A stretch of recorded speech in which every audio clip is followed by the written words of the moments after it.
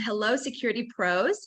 And thank you for joining us for today's ESA Government Insider webinar, The Right to Repair Act Uncovered. Activist groups are fighting for the affordable repair of technology by forcing manufacturers to provide repair documentation, service parts, and more to any third party. But what happens when that very technology is helping to protect people, places, and property? The problems this movement creates for our industry in many states should raise major concern. Today, you will join Jake Braunger, ESA's Vice President of Advocacy and Public Affairs, and special guest Mark Hillenburg, Vice President of Industry Relations for DMP, for a live discussion covering the critical defense against the right to repair movement. You will learn what the right to repair movement is, why you should be concerned as an ESA member, and what you can do to secure our industry. I'm Daniela Chavez, ESA's Marketing and Communications Specialist, and I'm excited to lead this webinar today. But before we dive in, I'd like to provide some tips for those of you joining us on your first webinar. You will be muted for the duration of this session, but that doesn't mean that we don't want to hear from you. If a question or comment comes to mind at any point during today's session, click the Q&A icon at the bottom of your screen, and I'll ensure we save some time for your questions with our experts today. We will also be recording this webinar live on ESA's Facebook page and will be available on demand on ESA's YouTube channel, so we'll be available to watch via those channels. If your company is a member of ESA, we thank you and we hope you're utilizing your benefits to save, expand your team, and get connected to the ESA community. If you're not yet a member of the Electronic Security Association, check us out. ESA is the largest and longest standing association serving the pro-installed electronic security and life safety industry. Our members are integrators, dealers, monitoring centers, and even manufacturers and service providers in the space. You'd be surprised at the power an ESA membership holds for your company. Get a feel for all of the ESA benefits, including savings on business insurance, training, customized in-house onboarding and professional development programs, peer networking groups, government advocacy programs, certifications that satisfy state licensing, and in some cases are also alternatives to NICET at esaweb.org. One of our membership specialists would be happy to walk you through these benefits and the application process. We at ESA realize your time is valuable, and we appreciate you spending some of that time with us today. So without further ado, I'd like to hand it over to Jake. So Jake, please take it away. Thanks, Daniela, and hello and welcome to our first ever episode of ESA Government Insider. I'm Jake Braunger, ESA's Vice President of Advocacy and Public Affairs, and we are glad you could make some time today to join us. Now, some of you may be familiar with the name ESA Government Insider. This is going to be a little bit different. Originally, ESA Government Insider was a monthly report that highlights all the legislation that ESA has been tracking on behalf of our members. It showed not just the bills, but also the topics and locations, the legislation that was being tracked, basically. So much of this is now being covered on our weekly legislative update. And if you're not currently receiving that and you would like to, please go ahead and give myself, Jake Braunger, an email, and I'll make sure I get you added to that list. The new Government Insider, though, is this bi-monthly webinar where we hope to really kind of digest what is taking place in Washington, D.C. and across the country by discussing important topics with subject experts and policy leaders. Very often, our ESA members and their teams are hesitant to get involved in issue campaigns simply because they don't quite understand what is happening. And I hope that through Government Insider, we can empower you and your colleagues to get off the bench and get into the game. It is so important that you get involved and use your voice. You really do have a lot of influence with policymakers on these issues because as we say, if you aren't at the table, you are on the menu when it comes to what policy leaders are taking a look at and in terms of legislation to pass. So for our kickoff episode, we're very excited. We have a great one. We are going to be talking about the right to repair, an issue that we've been engaged on for well over a year. You've seen a whole lot of information coming at you about this. And again, for some of you, maybe you don't know anything about it. You want to learn a little bit today. For some of you, maybe you know a little bit, but you kind of don't know what the next step is. And we're going to hopefully talk a little bit about that. To help us understand this, I brought in a true veteran of the industry, the face that runs the place, the champ that runs the camp, Mark Hillenburg from DMP. Mark is the Vice President of Industry Relations and began his career there in 1995. And prior to his current position, he was working on new products with the engineering group. He led DMP marketing and previously managed the purchasing and procurement group. He was raised in Springfield, Missouri. And when he's not working at DMP and working to protect us from the right to repair, he is married. He has 2 adult kids, and he has a 10th grandchild on the way. Mark, thank you so much for joining us today. Thank you. That's quite an introduction, and yeah, we have our 10th grandchild will be born in February, and it's going to be a boy, and so we're excited about that. Congratulations. Well, we'll try and keep these webinars a little short, about 30 minutes or so it can be easily digestible for our members. So let's just jump right into it, though. The right to repair movement. It sounds like a great thing, Mark. The right to repair.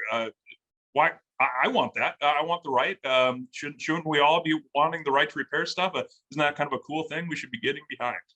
Yeah, certainly the naming of it is maybe a little bit misleading. So that's something that happens oftentimes in politics, regardless of the side of the aisle that you happen to be on. But yeah, so the right to repair, I think it's there's a lot to unpack here, but basically I think it really started maybe almost a decade ago, and it was really kind of focused on electronics, the ability to repair your cell phone, maybe your computers. I think we all sort of remember a time when there was sort of a nostalgic thing about, there's a TV repairman in our neighborhood, and there was, you could take your electric can opener and get it worked on. And now, because of the way that electronics are made and because of a variety of things, those places don't really exist. When our TV goes out nowadays, we're excited because that means we get to go buy a new TV that has a higher resolution. It probably weighs 50 pounds less than our previous one. And so we just don't get our things repaired, right? So that changes the economy and the way that things work, but overall, there's an economic driver. So the right to repair is sort of an organization that has decided that they feel like that manufacturers have a lot of power over the consumers, and that they are not, maybe in some cases, sharing all of the tools or the information that people would need to repair their own product. So, for example, you may own a cell phone, and the right to repair people think that you, as the owner, should be able to crack open your cell phone and work on it yourself with get your soldering iron, your big old soldering gun out, and start working on those components. And so the reality is, maybe some people can do that, and probably most people can't. But that's kind of the argument and the crux of the argument. Okay, but obviously, in the industry that we're involved with, security and life safety, that's probably something we don't want a whole lot of people just taking out soldering guns and getting to work on. The group that's behind this, though, Mark, is a group called repair.org is kind of just what I refer to them as. Can you tell us a bit about that coalition that's behind it?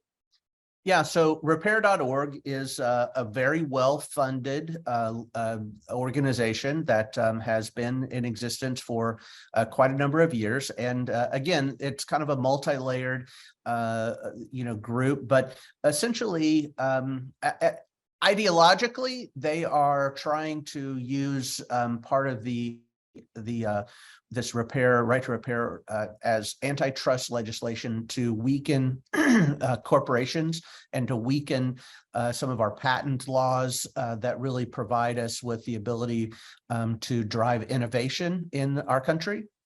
They kind of wrap it and couch it in, shouldn't you as the owner be able to repair anything on your automobile, or shouldn't you be able to repair anything part of your computer? And although that does sound nice, there's certain aspects of what they are pushing that's a little more a little further, a little bit more activist than what just the sound bites, right? So, like you say, we're in the life safety industry. So, I'm kind of a free market kind of guy, and I sort of like to have the ability for the people that own things to have the rights to control those things, generally speaking. However, I'm not sure that I want, just because I own a building and it has an elevator in it, that I want the owner of the building to be able to go start tinkering with the elevator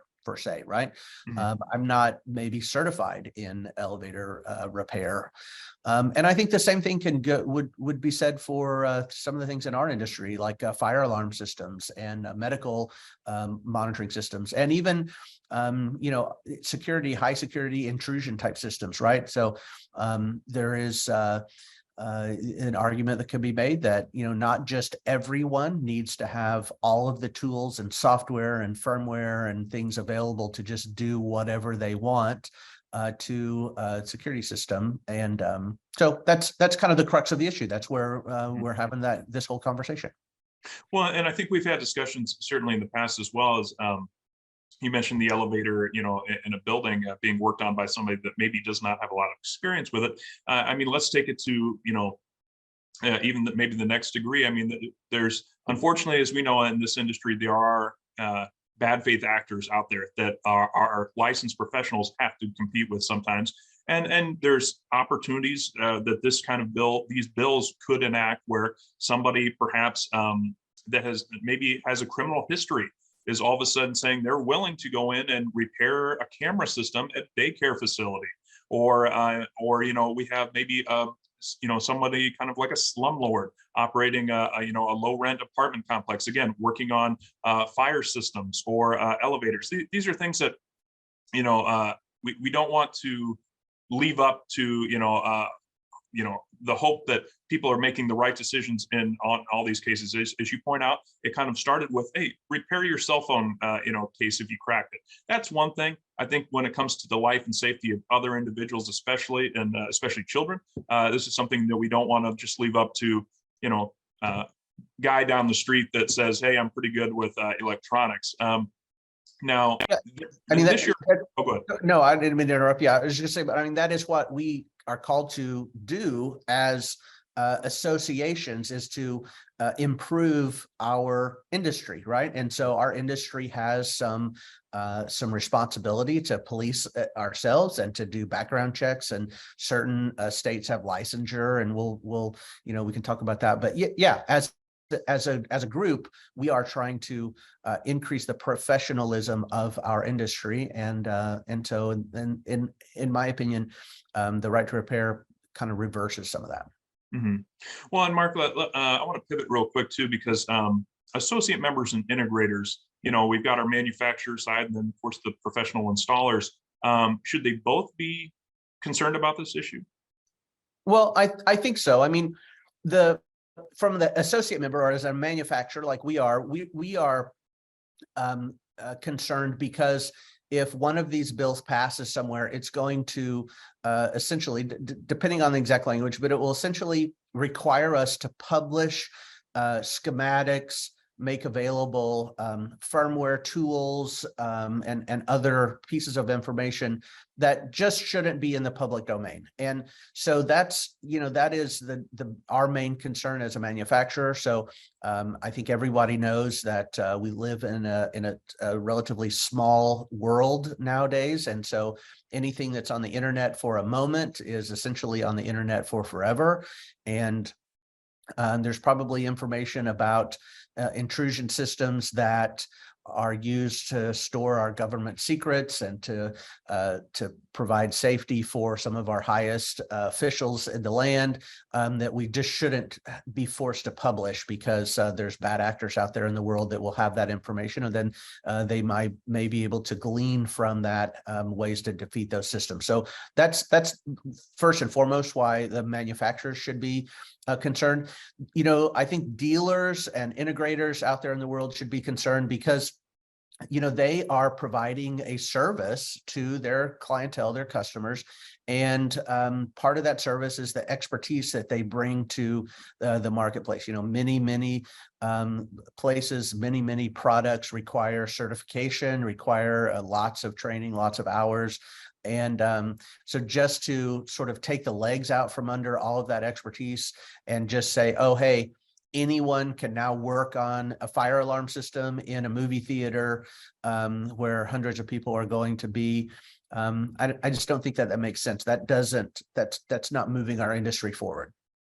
Yeah, I think our integrators want to have the confidence that when they're going to sell a product to somebody, a service to somebody, that they have that confidence that it's not going to be something that's easily made vulnerable with this type of a passing of legislation, where then consumers are all of a sudden saying, I don't know what I can trust anymore, because a lot of our customers do put their trust in our systems to keep them safe.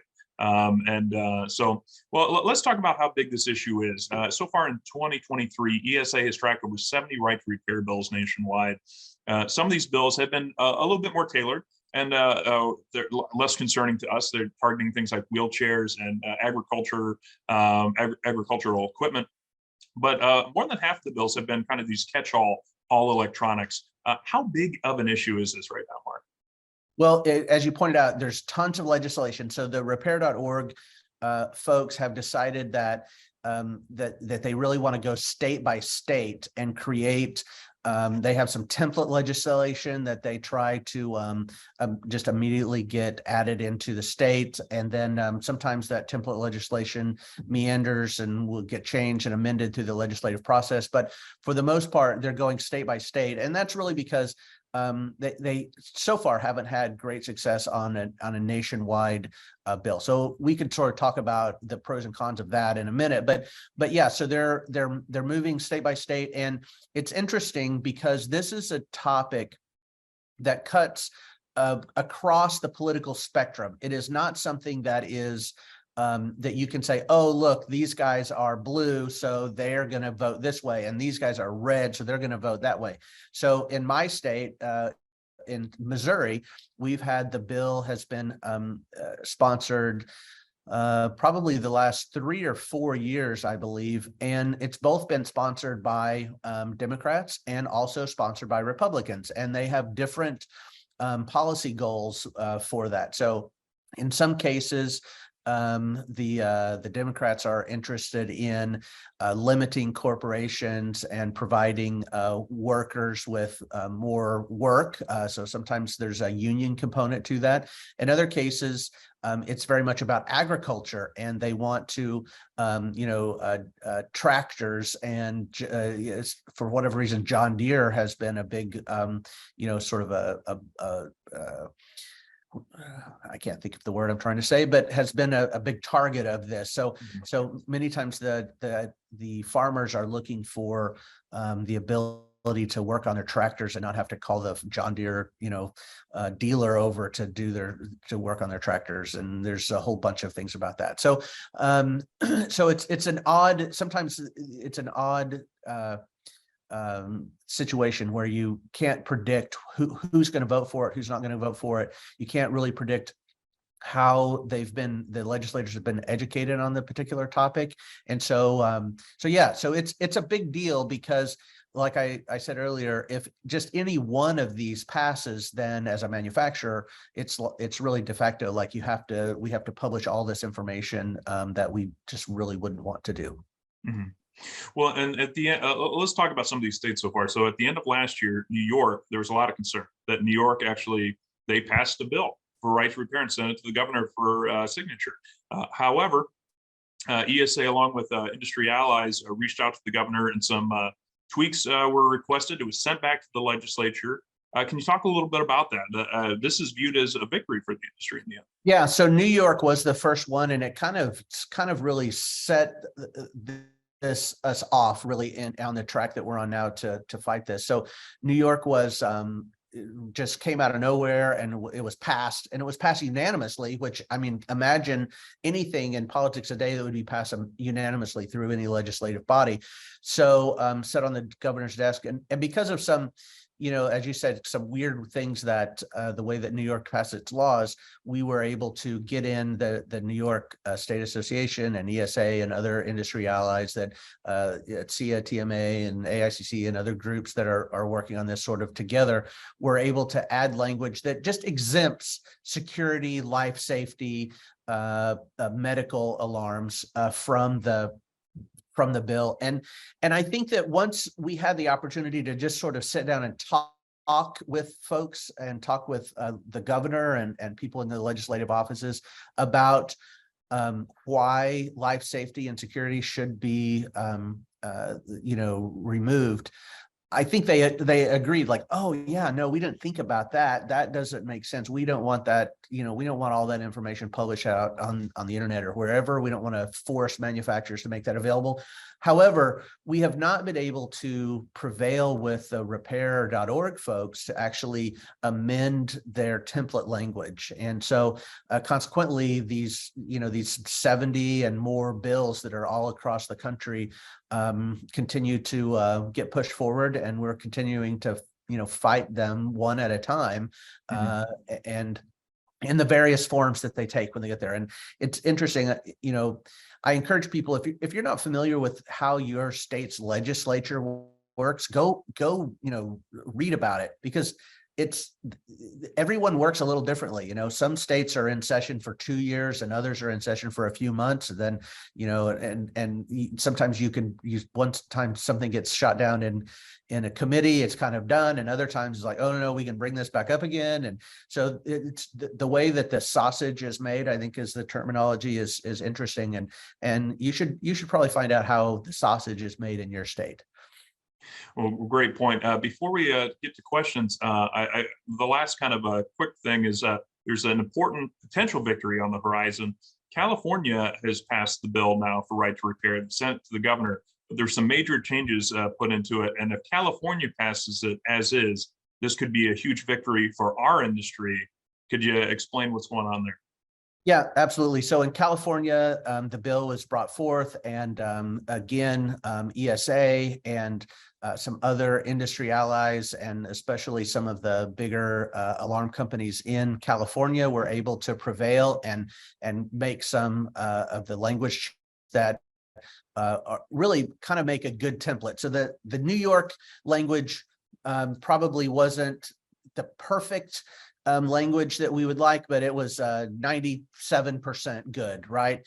And so because of just the way some laws and other definitions were made in California, the California bill, as it is currently written and looks like it's going to be signed, is really a perfect template for carving out the life safety, security, medical type of monitoring that our industry thrives on and lives on. And California obviously is the biggest state in the nation, is a huge leader.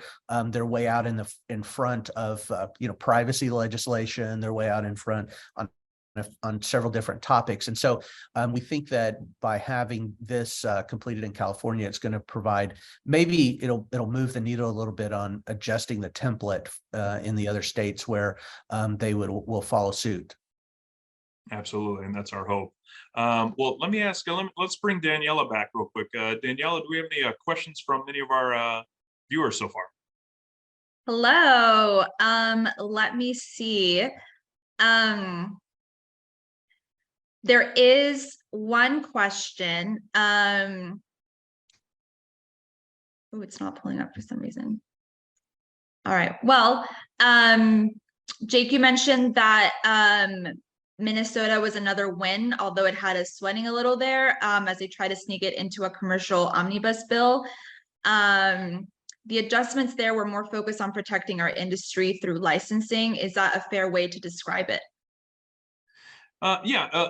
So essentially, Minnesota is another successful, bill for us in the end, similar to New York and hopefully California. What they're doing, and correct me if I'm wrong here, Mark, is that essentially, if you're a licensed technician, you can go into repair. Essentially, that was the tweaks that they put to it to kind of protect our industry. It was a little bit. It's not something that we would probably replicate in every state, but it is a win for us. Yeah, no, I think that's right. The licensure issue is key in Minnesota, and then also the critical infrastructure. So we might be, our listeners might be familiar with how CISA defined critical infrastructure back during COVID. So our industry was defined as being critical. So that allowed all of our employees, our technicians, people to go and work on and service alarm systems with a letter that defined them as being critical, as people may recall during the pandemic. So in some cases, in some states, you actually had to have like a sticker on your car or a letter that showed that you were defined to be able to travel, if we all remember the lockdowns and all that stuff. But so Minnesota actually used that. Yeah, right. So Minnesota actually used that same definition and said, okay, if this is part of critical infrastructure, then the right to repair does not apply. So between the two, the licensure in Minnesota and the critical infrastructure, the security industry is pretty completely carved out of that. However, and so that is a win for sure. What I would like to sort of maybe pivot to on this point for just a second is talking about, I think, the importance of licensure in the various states. So there's a lot of states, I don't have the numbers off the top of my head, but there's a lot of states that have absolutely no alarm licensing requirements whatsoever. And I think that's something that our industry and as integrators and dealers in the states, I think it's a good thing to have licensed technicians. It provides a level of professionalism. My wife likes to get her nails done, and so it occurs to me that the people that are doing her nails have hundreds and hundreds of hours of mandatory training and hold a state license to be a beautician, and which I suppose is maybe fine, but I think if you're going to be installing an alarm system, a fire alarm system in public locations, I think it's all right to have some licensure, to have a background check, to require a certain amount of training and certification to install that, to maintain the public safety. So if you live in a state that doesn't have any type of alarm licensing requirements, maybe you should give somebody a call, give your buddy that's a congressman or a state congressman or a state senator in your area a call and say, hey, let's figure out how to do it. And I'm sure people like John Loud or other folks within ESA would be willing to share some of the best practices on how to make that happen. Absolutely. Well, let's see. Another thing I want to talk about, and you kind of scratched the surface on, and then if we do have any other questions, Daniela will let us know. But is the effort at the federal level. Now, the right to repair, that they've had bills introduced before, and they could just get it done nationally and be done with it. I think Congress is a little, let's say, dysfunctional. I think that's a fair description. They keep firing each other, so they're removing their leadership. So I'm not sure that Congress is going to be doing a whole lot this session, but in certain ways, it would be nice to have a federal legislation that would sort of unify and codify all the various ways that the state has it, and that would sort of eliminate the state by state effort, if you will. But of course, we would want to make sure that the federal legislation carves out life safety and security. I mean, I think that is our industry there, and that is what's most important to us. The automotive industry has been carved out of this for decades. Actually, I think Massachusetts passed this right to repair law about 5 or 6 or 7 years ago, and then and it was mainly focused at the automotive industry, and the automotive industry immediately filed lawsuit against it, and it's basically been on hold or tied up in the courts for 5 or 6 or 7 years. But so having some federal legislation might actually be a nice respite for and a good solution for this whole thing. We just need to work with our congressmen to make sure that we're carved out. And I think that maybe in some ways, the federally elected officials may have more understanding of the sensitive nature of providing security to SCIFs and federal judges' homes and even senators and congressmen's homes, that they all realize that, oh, it's probably, or hopefully they realize it's probably not a good idea that the alarm system that they have provided in their home by the the federal agencies that provide protection for them, that the ways to potentially get around that system or publish on the internet, that would not be a great thing for them. So hopefully, we'll get that carved out and cooler heads will prevail here. Well, let's talk about kind of the next step then. So, because I think what you're saying there is kind of a, hopefully the federal, elected officials would know a little bit more about this, but, they don't know what they don't know. And that's especially true at the state and local level. Elected officials who get elected, a lot of times they don't know anything about the security and life safety industry. And so they get handed a template from an organization that they think is solid and sounds great, let them repair things. Again, it's got a great PR spin to it. Oh, yeah. Right now, ESA has 4 action alerts, and Daniela's actually been placing the links in the chat for people to get involved. If you operate or are based in the states of Pennsylvania, New Jersey, Ohio, or Michigan, your 4 states are still technically in session, and all 4 still technically have a right to repair bill that would absolutely disrupt this industry. So I strongly encourage you to click on those links after this webinar and send a personalized message. Explain to state representatives, explain to state senators why this is not smart policy. Mark, you actually got involved, as you mentioned, in the state of Missouri. Can you talk about how easy it is to do and the importance of personalizing the message? Yeah, no, absolutely. So, on the federal, well, or on the state level, either one, really, the legislators are only going to listen to constituents, people that live in their area. So, no matter how much I want to click on the link in New Jersey and send a message to somebody in New Jersey and encourage them to do that, they're not going to, I don't vote in New Jersey, so they don't care what my opinion is.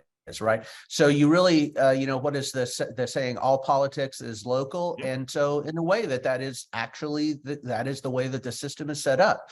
And so, that's another reason that integrators and dealers should be interested in this, because there's not that many manufacturers. This is not just a manufacturer only industry, because even though as a manufacturer, we sell product in Ohio, I don't get to say or have much of an opinion as to what happens in the laws of Ohio.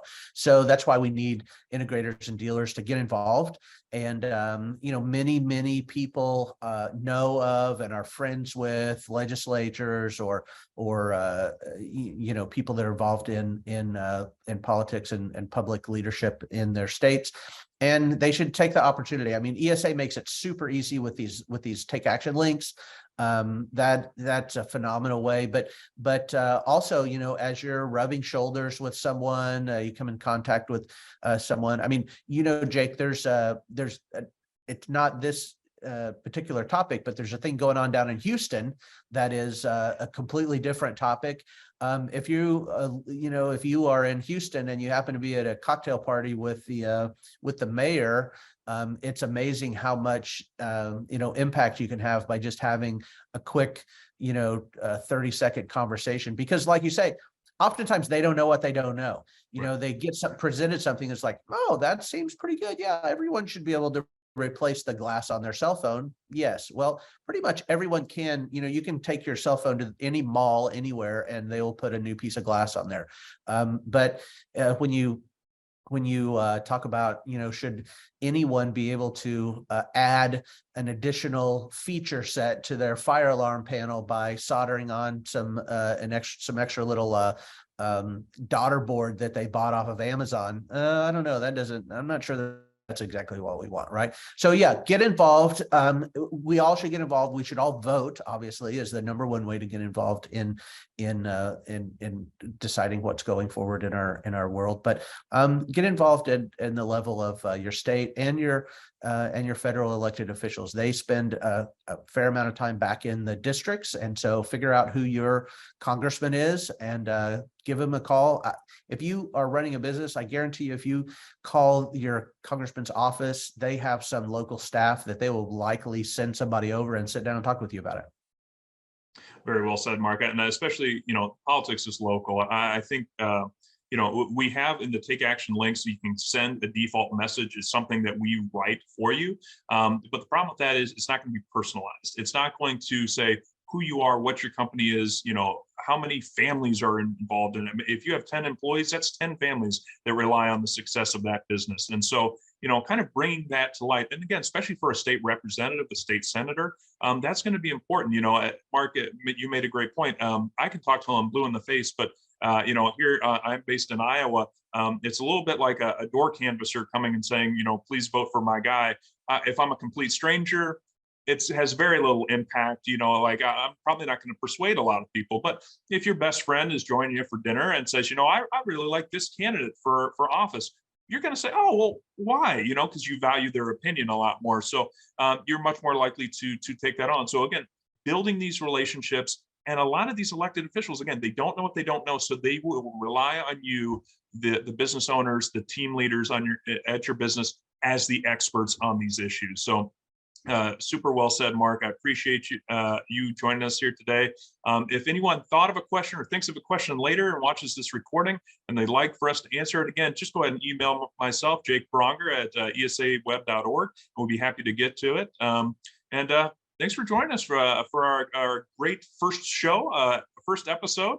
And I've been your host, Jake Braunger. Mark Hillenburg, thanks so much for joining us. Absolutely, my pleasure. Thanks for having me, and appreciate everything that Jake, you do in this the leadership of this area, and appreciate everything that ESA does. I'll tell you, if I think that this webinar is open to people that are not ESA members. And so I'll just make the plea. If you're not a member, why not? You really should be a member. If you are in the electronic security industry, you should be a member. And there's a lot of advocacy. There's a lot of things that are happening and moving, and ESA does a great job of keeping you informed on that. And I think John Loud calls it civic rent. And so the money that you spend in dues is generally far out return to you in the services that you get from ESA. So big fan of ESA and several of the industry associations that we're in, that you should definitely be involved in those. Well, thanks so much again, Mark, for joining us. And for all the listeners, you'll see our next episode. It'll be in December. We look forward to having you then.